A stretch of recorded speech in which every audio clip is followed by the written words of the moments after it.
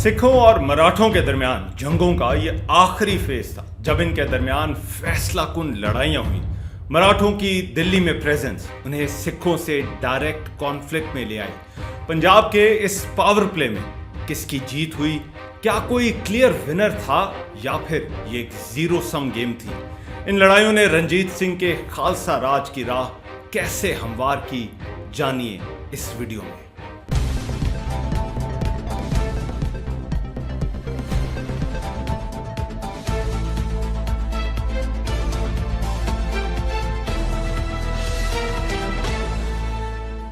ये लड़ाइयां उस दौर में हुई जब दिल्ली और गंगा दोआब के इलाकों पर कंट्रोल के लिए सिख और मराठे दोनों ही कोशिश कर रहे थे।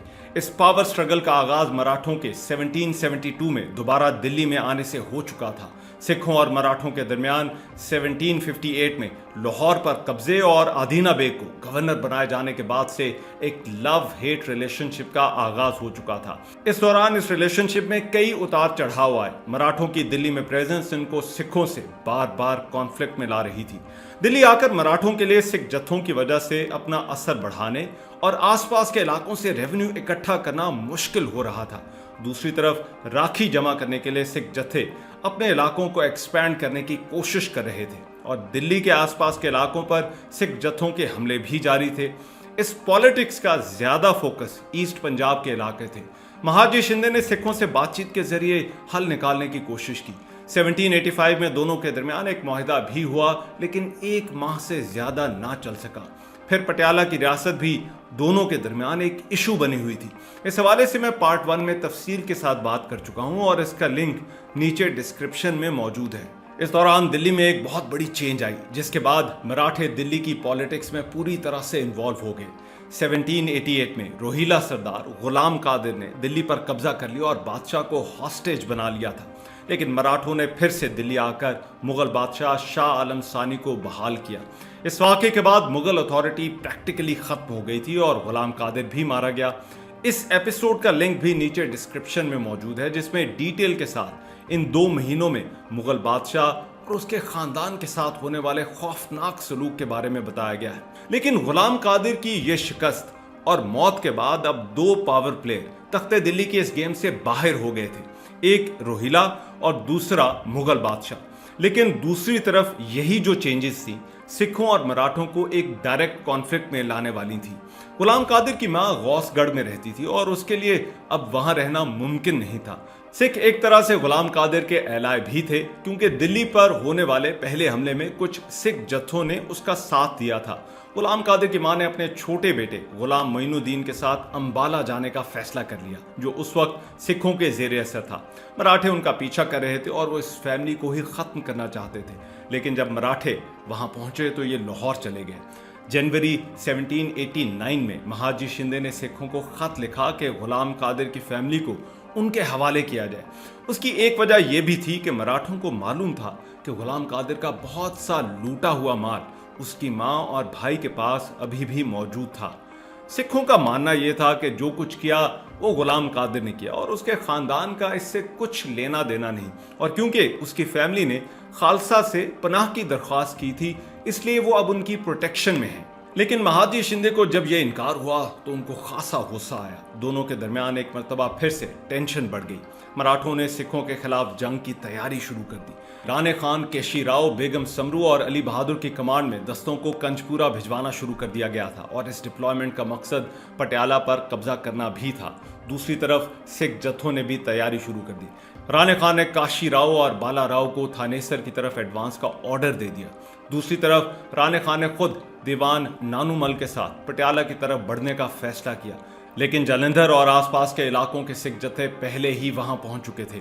सिख फोर्सेस का भी वहां बिल्डअप शुरू हो गया। इसी दौरान पटियाला के दीवान नानूमल ने राणे खान को ऑफर की कि वो 6 लाख रुपए देगा अगर वो सिखों को वहां से चलता कर दे। हिस्टोरियंस गंडा सिंह और सुरजीत सिंह गांधी के मुताबिक इस दौरान अप्रैल 1789 में तारा सिंह गैबा और दीगर सिख जत्थों ने मराठा कमांडर्स काशी राव और बापूजी इंगले के एडवांस गार्ड्स का एक अटैक नाकाम बना दिया। ये लड़ाई 15 अप्रैल 1789 को हुई। हरिराम गुप्ता का कहना है कि इस लड़ाई में दोनों तरफ के 250 लोग मारे गए या जख्मी हुए।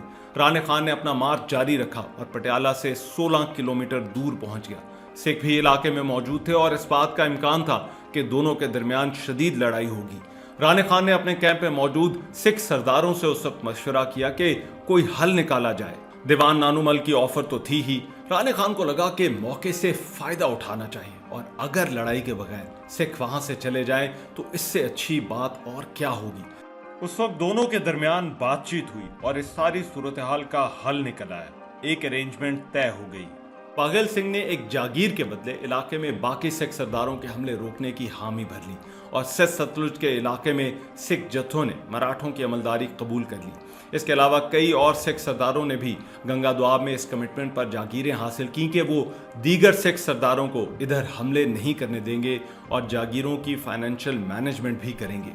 इसी दौरान राणे खान को महाजी शिंदे ने भी वापस आने का कह दिया और उसने फौरी तौर पर वापसी का सफर शुरू कर दिया। फरवरी में सिख जत्थों के मराठा इलाकों पर फिर से हमले शुरू हो गए। मार्च में सिखों ने करनाल और सोनीपत के दरमियानी इलाकों पर भी हमला किया। अप्रैल में उन्होंने अलीगढ़ के इलाकों पर भी अटैक करना शुरू कर दिया। मराठों ने फिर से इन इलाकों में अपनी फोर्सेस भिजवाना शुरू कर दी। दोनों फोर्सेस की कुछ झड़पें होती रहीं। मई 1790 में डल्लेवाला सिखों के जत्थे ने पटियाला पर हमला कर दिया, जिस पर दीवान नानूमल ने फिर से महाजी शिंदे को मदद के लिए दरखास्त भेजी। मराठा फोर्स मई के आखिर में सोनीपत और फिर पानीपत पहुंची, लेकिन सिख इलाकों में एंटर नहीं हुई। अक्टूबर में मराठा कमांडर बापूजी मल्हार अपनी फोर्सेस के साथ द्वाब के इलाकों में दाखिल हो गए, लेकिन उस वक्त सिख जत्थे भंगा सिंह और करम सिंह की कमांड में जमुना पार करके गौसगढ़ और मीरठ पहुंच गए और वहां लूटमार शुरू कर दी। दिसंबर में मराठा कमांडर माधोराव की फोर्सेस जब वहां गई तो सिख कई इलाकों से राखी जमा करने के बाद फिर से वापस अपने इलाकों में चले गए। पटियाला को अभी भी सिख जत्थों से खतरा महसूस हो रहा था। दिसंबर 1790 में राणे खान द्वाब में था और फिर से अपनी फौज के साथ वो वहां पहुंच गया। हरिराम गुप्ता का कहना है कि उसकी सरदार भंगा सिंह की फौज के साथ झड़पें हुई जो मराठा फोर्सेस पर हमले करती रही, लेकिन सिख फिर पटियाला से निकल गए। पटियाला वालों को अब लगने लगा था कि उन्हें मराठा फौज की जरूरत नहीं। उस वक्त दीवान नानूमल ने कुछ पैसे देकर मराठों से जान छुड़ाने की कोशिश की, लेकिन पटियाला का अपना खजाना भी खाली था। उसने मराठों को इससे पहले 6 लाख रुपए देने का वादा किया था। मराठों ने जब उन पैसों का सवाल किया तो उसने बताया कि वो तो उसने सैफाबाद से लेने हैं। हरिराम गुप्ता का कहना है कि इसके बाद दीवान नानूमल सैफाबाद गया, जहां राजा अमर सिंह की एक मिस्ट्रेस गुलाब कली रूल कर रही थी। जब बात उस तक आई तो उसने कोई भी पैसा देने से इनकार कर दिया, जिसके बाद मराठों ने दीवान नानूमल के कहने पर बहादुरगढ़ या सैफाबाद के किले का मुहासरा कर लिया। मराठों का मुहासरा तो जारी रहा, लेकिन उन्हें कोई खास कामयाबी नहीं मिली। सिखों ने इस किले का कई माह तक दिफा किया।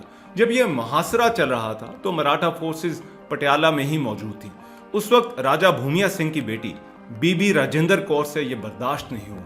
यह भी कहा जाता है कि दीवान नानूमल के मराठा फोर्सेस से किए गए वादे को उस वक्त बीबी राजेंद्र कौर ने मानने से इनकार कर दिया था।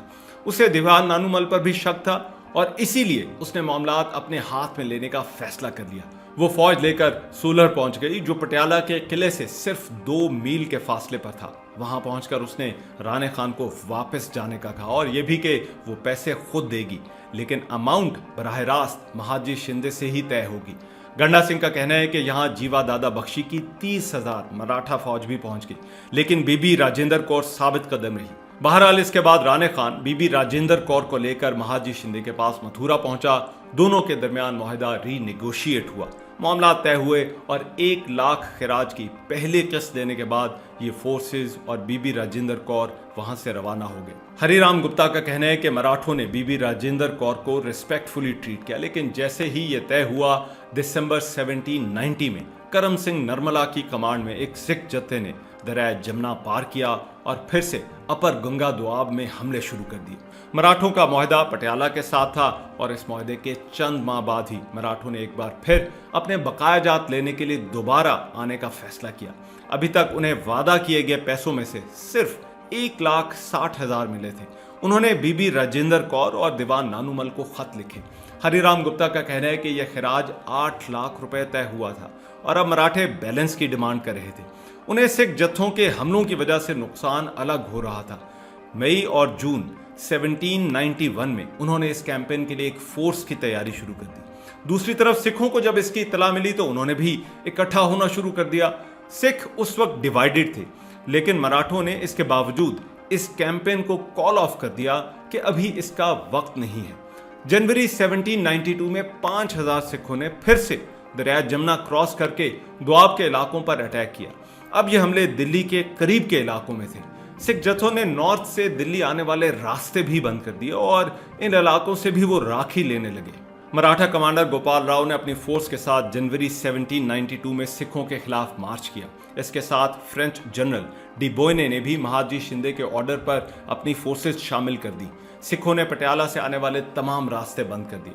महादजी शिंदे ने इस कैंपेन के लिए कुछ मजीद पैसे भी भिजवाए, लेकिन हरिराम गुप्ता का कहना है कि गोपाल राव को लगा कि इस वक्त उसकी फौज के पास लड़ाई के लिए रिसोर्सेज और तैयारी नहीं है, इसलिए उसने आगे सिख इलाकों में ना जाने का फैसला किया। इसके बाद सिखों ने अक्टूबर 1793 में फिर से दरिया जमुना क्रॉस करके मराठा इलाकों पर हमले किए। सिख और मराठा फोर्सेस की कुछ झड़पें हुई। मराठा कमांडर खांडेराव हरी ने दिल्ली के आसपास के इलाकों से सिखों को पीछे धकेल दिया। सितंबर 1793 में मराठों ने उस वक्त पटियाला पर हमले का फिर से सोचा, लेकिन आइडिया ड्रॉप कर दिया और बात नहीं बनी। महादजी शिंदे का 12 फरवरी 1794 में पुणे में इंतकाल हो गया। उनके बाद दौलत राय शिंदे को पेशवा बनाया गया। महादजी शिंदे के बाद मराठों के अपने अंदरूनी इख्तलाफात भी बढ़ने लगे। सिख जत्थों ने दरिया जमुना के पार हमले जारी रखे, लेकिन दोनों के दरमियान कोई बड़ी लड़ाई नहीं हुई। फरवरी 1794 में मराठों ने बेगम समरू की फौज के साथ मिलकर सहारनपुर के इलाकों पर हमला करने वाले सिख जत्थों को पीछे धकेल दिया। गंडा सिंह का कहना है कि नवंबर 1794 में दौलत राव के ऑर्डर्स पर मराठा कमांडर लखपा दादा ने पटियाला की तरफ फिर मार्च किया, जिन्हें शुरू में तो कामयाबी मिली, लेकिन फिर बीबी साहब कौर ने सिख जत्थों की मदद से एक फोर्स तैयार की। बीबी राजेंद्र कौर का इंतकाल 1791 में हो गया था और 1793 में महाराजा ऑफ पटियाला ने अपनी बहन बीबी साहब कौर को प्राइम मिनिस्टर बना दिया था। उस वक्त भी मराठों की नजर पटियाला पर थी। अंबाला के पास ये दोनों फोर्सेस आमने सामने हुई। मराठा फोर्सेस की तादाद 20,000 थी, जबकि बीबी साहब कौर के पास 7,000 की फौज थी। तादाद के लिहाज से यह मुकाबला मराठों की फेवर में लग रहा था, लेकिन गंडा सिंह का कहना है कि बीबी साहब कौर ने उस वक्त अपने सिपाहियों से एक बड़ी जज्बाती तकरीर की। उसने उनसे कहा कि वो कभी रिट्रीट नहीं करेगी। इस तकरीर ने सिख फौज का मोरल बढ़ा दिया और इन फोर्सेस ने रात के वक्त मराठा कैंप पर एक जोरदार हमला किया। उस वक्त इस तरह के हमले बहुत गैर मामूली होते थे। मराठों का इस हमले में कोई बड़ा नुकसान तो नहीं हुआ, लेकिन इस हमले का साइकोलॉजिकल इम्पैक्ट इतना ज्यादा था कि उन्होंने अपनी कैंपेन ही समेट दी और वापस जाने का फैसला कर लिया। सितंबर और अक्टूबर 1795 में मराठा जनरल नाना राव ने सिखों से ट्रिब्यूट लेने की एक और कोशिश की, लेकिन वो ऐसा ना कर सका। इसके बाद मराठा फौज में शामिल एक आयरिश जॉर्ज थॉमस को नॉर्थ के इन इलाकों का चार्ज दे दिया गया और आने वाले सालों में वो सिख जत्थों से लड़ता रहा। लेकिन 1798 में उसने मराठा सर्विस छोड़ दी और खुद ही झाजर और हरीसी के पास जागीरें लेकर वहां का हुक्मरान बन गया। इसके बाद सिंध सतलुज के इलाके में उसकी भी सिखों के साथ झड़पें होती रहीं, लेकिन फिर मराठों और सिखों ने इकट्ठे होकर इसी जॉर्ज थॉमस के खिलाफ 1801 में लड़ाई लड़ी और उसे सरेंडर करने पर मजबूर किया। मराठों और अंग्रेजों के दरमियान 1803 में होने वाली लड़ाई में अंग्रेजों ने मराठों को शिकस्त देकर दिल्ली पर कब्जा कर लिया, जिसके बाद 1806 में होने वाले एक मुआहदे के बाद जसवंत राव होलकार चंबल दरिया के पार तमाम इलाकों से दस्तबरदार हो गया और यूं पंजाब से मराठों का मुकम्मल एग्जिट हो गया। मराठे दिल्ली में मौजूद होते हुए नॉर्थ में अमन चाहते थे। उनकी बेस साउथ थी और मेन स्ट्रेंथ भी वहां थी, लेकिन पंजाब में सिख जत्थों के हमले मुसलसल इस मराठा पावर को चैलेंज करते रहे। उस वक्त मुगल सल्तनत का सूरज भी डूब रहा था और वो इनइफेक्टिव हो चुके थे। लेकिन महादजी शिंदे के जाने के चंद साल बाद ही अंग्रेजों को भी एक अपॉर्चुनिटी नजर आई जिसका वो इंतजार कर रहे थे। उन्होंने 1803 में दिल्ली पर कब्जा कर लिया। जब दिल्ली मराठों के हाथ से गया तो पूरी मराठा बेस ही हिल गई। अंग्रेज अब दिल्ली में बादशाह के प्रोटेक्टर बन गए और तख्ते दिल्ली का कंट्रोल उनके हाथ आ गया। वो मुगल बादशाह जो पहले मराठों का पपेट था, वो अब अंग्रेजों के आसरे पर था। दूसरी तरफ सिख जत्थों की आपसी लड़ाइयां भी उस वक्त पीक पर पहुंच गईं और इख्तलाफात बहुत बढ़ चुके थे।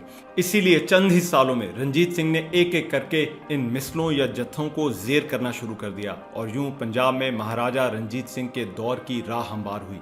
18th सेंचुरी शायद पॉलिटिकली पंजाब का सबसे ट्रबल्ड दौर था। अफगान, मराठे, सिख, रोहिला और अंग्रेज सब जहां इक़्तिदार के लिए होने वाली लड़ाई में कूद पड़े थे। कोई किसी का परमानेंट एलाय नहीं था, सबके अपने अपने मफाद थे। इसीलिए इस दौर की हिस्ट्री को एक्सप्लेन करना कई दफ़ा मुश्किल होता है। ये इतनी आसान बात नहीं है कि कोई फलान जंग में जीत गया और किसी का अलायंस किसके साथ था। ये अलायंस और दुश्मनियां हर वक्त बदलते रहते थे। बहुत से अपॉर्चुनिस्ट थे, मर्सनरीज थे। इस दौर में सिखों को ये फ़ायदा ज़रूर था कि वो मकामी थे, बाकी सबकी पावर बेस कहीं और थी, लेकिन सिख जत्थे अपने मकामी होने का फ़ायदा उठाते रहे और यही बात शायद उनकी फेवर में गई। तभी अफगानों और मराठों से लड़ाइयों के दौर के बाद यहाँ पंजाब में महाराजा रंजीत सिंह का दौर शुरू होने वाला था। अगर आपको ये वीडियो अच्छी लगी हो तो बेल आइकॉन पर क्लिक कीजिएगा और चैनल को सब्सक्राइब ज़रूर कीजिएगा।